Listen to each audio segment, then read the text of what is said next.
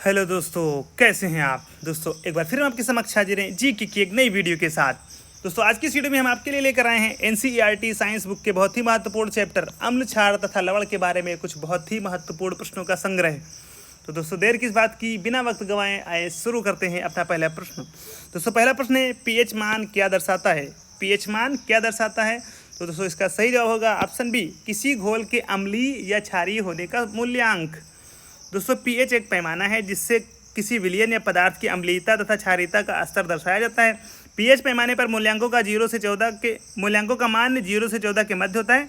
ऐसे विलयन जिनका पीएच मान 7 से कम होता है वह अम्लीय कहलाते हैं, वह अम्लीय होते हैं, तथा जिनका पीएच मान 7 से अधिक होता है वह क्षारीय होते हैं। उदासीन विलयन का पीएच मान 7 होता है तथा शुद्ध जल उदासीन विलयन का उत्तम उदाहरण है। हमारा अगला प्रश्न है, एक विलयन लाल लिटमस को नीला कर देता है, विलयन का पीएच मान है। इसका सही जवाब होगा ऑप्शन डी, उपर्युक्त में से कोई नहीं। दोस्तों लिटमस मूल रूप से बैंगनी रंग का एक रंजक है जो प्राकृतिक रूप से लाइकेन नामक वनस्पति से प्राप्त किया जाता है। यह प्रयोगशाला में अम्लों तथा क्षारकों के परीक्षण के लिए लाल तथा नीले लिटमस विलयन अथवा लिटमस पत्र के रूप में प्रयोग किया जाता है। लिटमस पत्र 4.5 से कम पीएच मान पर तथा 8.3 से अधिक पीएच मान पर रंग परिवर्तन करता है। अम्लीय विलयन नीले लिटमस को लाल रंग में परिवर्तित करता है, अर्थात ये 4.5 से कम पीएच मान प्रदर्शित करता है। इसके विपरीत क्षारीय विलयन लाल लिटमस को नीले रंग में परिवर्तित कर देता है, अर्थात ये 8.3 से अधिक पीएच मान प्रदर्शित करता है। हमारा अगला प्रश्न है, किस अम्ल में ऑक्सीजन नहीं पाई जाती। किस अम्ल में ऑक्सीजन नहीं पाई जाती। सही जवाब होगा ऑप्शन सी, हाइड्रोक्लोरिक अम्ल। दोस्तों नाइट्रिक अम्ल HNO3 hydrogen nitrogen oxygen, sulphuric अम्ल H2SO4 hydrogen sulphur oxygen, hydrochloric अम्ल HCl हाइड्रोजन और क्लोरीन।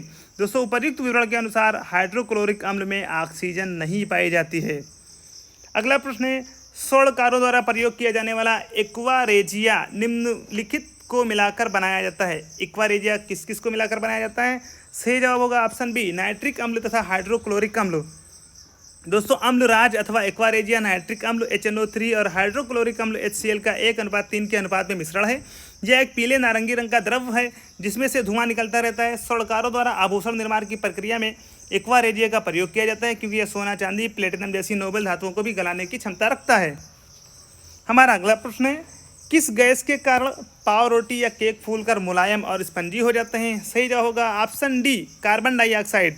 दोस्तों पाव रोटी या केक व अन्य ऐसे खाद्य पदार्थों को तैयार करने की प्रक्रिया में उनमें baking powder, baking soda, tartaric अम्ल, कॉर्न स्टार्च का मिश्रण मिलाया जाता है, जबकि बेकिंग पाउडर को गर्म किया जाता है या जल में मिलाया जाता है। तो baking soda, sodium bicarbonate NaHCO3 एवं टार्टरिक अम्ल की अभिक्रिया से कार्बन डाइऑक्साइड गैस उत्पन्न होती है, जिसके परिणाम स्वरूप पाव रोटी बन या केक फूलकर मुलायम एवं स्पंजी हो जाते हैं।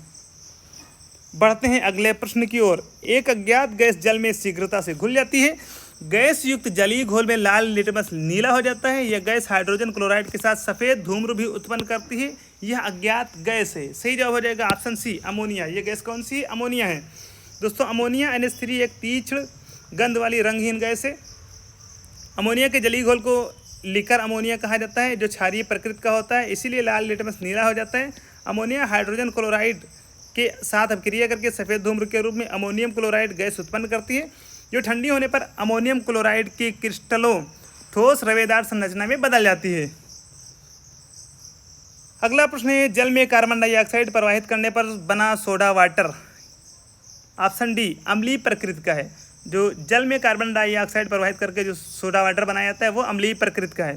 दोस्तों सोडा वाटर को carbonated water, sparkling water, Fiji water, Babli water आदि अनेक नामों से जाना जाता है। यह जल से उच्च दबाव में कार्बन डाइऑक्साइड प्रवाहित करके बनाया जाता है। सोडा वाटर का पीएच मान सामान्यतः 3 से 4 के मध्य होता है, इसलिए यह अम्लीय प्रकृति का होता है। हमारा अगला प्रश्न है, निम्नलिखित में से कौन सा एक लवण सागरों में सर्वाधिक पाया जाता है। सही जवाब होगा ऑप्शन बी, सोडियम क्लोराइड। दोस्तों समुद्री जल 96.5% लवणों तथा अन्य अनेक पदार्थों का जटिल मिश्रण होता है। 1 लीटर समुद्री जल में लगभग 35 ग्राम लवण पाए जाते हैं, जिसमें सर्वाधिक मात्रा सोडियम क्लोराइड की होती है। सोडियम क्लोराइड का प्रयोग खाने वाले नमक के रूप में किया जाता है, जिसका वृहद स्तर पर उत्पादन समुद्री जल के वाष्पीकरण के द्वारा किया जाता है। अगला प्रश्न है, कौन सा तत्व सभी अम्लों में निश्चित रूप से उपस्थित होता है। सही जवाब होगा ऑप्शन ए, हाइड्रोजन। दोस्तों वीडियो को लाइक करें, शेयर करें और चैनल को सब्सक्राइब करना बिल्कुल भी ना भूलें। दोस्तों सभी अम्लों में हाइड्रोजन तत्व निश्चित रूप से उपस्थित होता है। इसी कारण धातुओं के साथ अपक्रिया करने पर लगभग सभी अम्ल हाइड्रोजन गैस उत्पन्न करते हैं।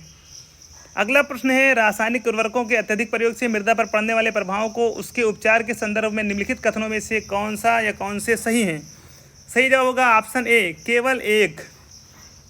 दोस्तों रासायनिक उर्वरकों का अत्यधिक प्रयोग मृदा को अम्लीय बना देता है, या मृदा अत्यधिक अम्लीय अथवा क्षारीय हो तो वह पौधों की वृद्धि के लिए अच्छी नहीं होती। अत्यधिक अम्लीय मृदा के उपचार के लिए बिना बुझा हुआ चूना, कैल्शियम ऑक्साइड अथवा बुझा हुआ चूना, कैल्शियम हाइड्रोक्साइड का प्रयोग किया जाता है। इसके विपरीत मृदा की क्षारीयता को कम करने के लिए जैव पदार्थों का उपयोग किया जाता है। जैव पदार्थ मृदा में अम्ल निर्मुक्त करते हैं, जो मृदा की क्षारीय प्रकृति को उदासीन कर देता है। हमारा अगला प्रश्न है, निम्नलिखित में से कौन सा पदार्थ जल की स्थायी कठोरता का मुख्य कारण है? सही जवाब होगा ऑप्शन सी, कैल्शियम सल्फेट।